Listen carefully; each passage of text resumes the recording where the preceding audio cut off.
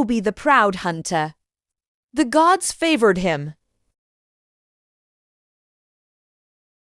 Obi was the bravest hunter in all the villages near the great forest. Every morning before the sun woke up, he carried his bow, his arrows, and his small leather bag. The villagers loved him because he always brought food home. But Obi had one problem. He was too proud. One morning, Obi saw something strange near the edge of the forest. A silver deer. Its fur sparkled like moonlight. Its eyes glowed softly in the dark trees. Obi's eyes widened. "I must catch that deer," he whispered. The silver deer looked at him for 1 second. Then suddenly, whoosh! It ran deep into the forest. Obi quickly chased after it. Branches slapped his arms. Soon, Obi noticed something strange. The birds stopped singing. The wind stopped blowing. Everything became quiet. Very quiet. Obi slowed down. He whispered nervously. Then, he heard a voice. Soft, slow, almost like a whisper. "You must not wake him." Obi froze. His heart began beating fast. "Who said that?" he whispered. Carefully, Obi moved behind a giant tree. And then he saw her, an old woman. She stood before a huge tree bigger than a house. Her long gray hair touched her shoulders. Her clothes were covered in leaves and vines. In her hand was a twisted wooden staff. But the strangest part, she was talking to the tree. The giant tree creaked slowly. Its branches moved even though there was no wind. Obi's eyes grew wide. "A witch," he whispered fearfully. Suddenly, crack! A dry branch snapped under Obi's foot. The old woman turned slowly. Her glowing green eyes looked directly at him. Obi quickly pulled out an arrow. "Stay back," he shouted. "I know who you are." The old woman looked sad. "No," she said softly. "You do not." Obi pointed the arrow closer.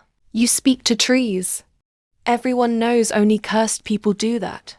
The old woman gently touched a giant tree beside her. "The trees speak to me because they trust me," she replied calmly. Obi laughed angrily. "Trees cannot talk." The old woman looked around nervously. Then her face suddenly changed. Fear filled her eyes. Very slowly, she placed both hands on the giant tree. The tree began glowing softly. The old woman closed her eyes. For a long moment, nothing happened. Then suddenly, her eyes opened wide. "You must leave now," she shouted. Obi stepped back in surprise. "What are you talking about?" The old woman grabbed his arm tightly. "He is awake." Obi frowned. "Who?" The ground suddenly shook. Boom, boom, boom.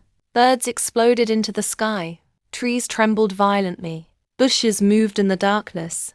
Obi's breathing became shaky. Then, 2 giant red eyes opened inside the forest. A deep growl echoed everywhere. Grara. Obi slowly stepped backward. The monster stepped out from the shadows. It was huge, much bigger than an elephant. Its body looked like a giant black bear covered with scars and spikes. Smoke puffed from its nose. Long claws dragged across the ground. Obi's hands trembled, but he quickly fired an arrow. FWIP! The arrow hit the monster's chest. Snap! The arrow broke into pieces. The monster roared angrily. Ra-ah-ah-ah! Then it charged. "Run!" The old woman screamed. Obi ran as fast as he could. The ground shook behind him. Trees crashed down around him. The monster smashed everything in its path. Obi looked back. Too late. His foot caught a giant root. He crashed hard onto the ground. His bow flew away. The monster stood above him. Huge claws lifted into the air. Obi closed his eyes. "This is the end," he whispered. Then suddenly, the old woman slammed her staff against the earth. "Great trees," she cried loudly. "Protect the child of the forest." The ground exploded. Massive roots burst upward like giant snakes. Whoosh! Whoosh! Whoosh! The roots wrapped tightly around the monster's legs.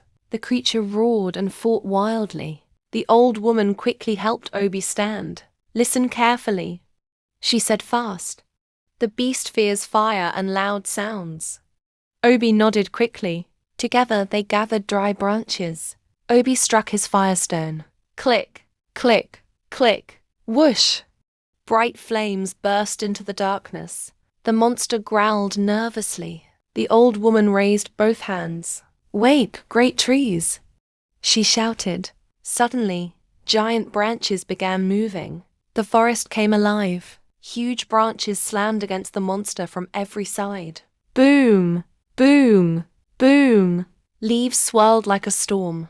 The monster screamed angrily. Obi grabbed the burning branch and charged forward bravely. "Go away!" he shouted. He waved the fire close to the monster's face. The creature stepped backward. The trees shook violently. Their branches crashed together loudly. Bam! Crack! Boom! The monster became frightened. Finally, with one last roar, "Rawr!" It turned and disappeared deep into the darkness. Slowly, the forest became quiet again. Obi dropped to his knees, breathing hard. The old woman smiled gently. "You are safe now," she whispered. Obi looked at her differently now, not with fear, but with respect. "You saved my life," he said quietly. The old woman sat beside the glowing tree. "Many years ago," she began softly, "I lived in your village." Obi listened carefully. "The villagers became afraid of my gift. They thought I was cursed because I could hear the trees speak." Her eyes filled with sadness. "So they chased me away." Obi looked down in shame. "The trees became my family after that," she whispered. Tears slowly filled Obi's eyes. "I am sorry," he said quietly. The old woman smiled kindly. "Fear makes people forget kindness." The next morning, Obi walked beside the old woman as they left the forest together. When the villagers saw her, they gasped in fear. "The forest witch!" Someone shouted Daka. But Obi stood in front of her bravely. "No," he yelled. "She is not a witch." The villagers became silent. "She saved my life," Obi continued. "She protected me from the monster in the forest." Slowly, the villagers lowered their heads in shame. An old man stepped forward carefully. "Please forgive us," he said softly. The old woman smiled warmly. And for the first time in many years, she came home.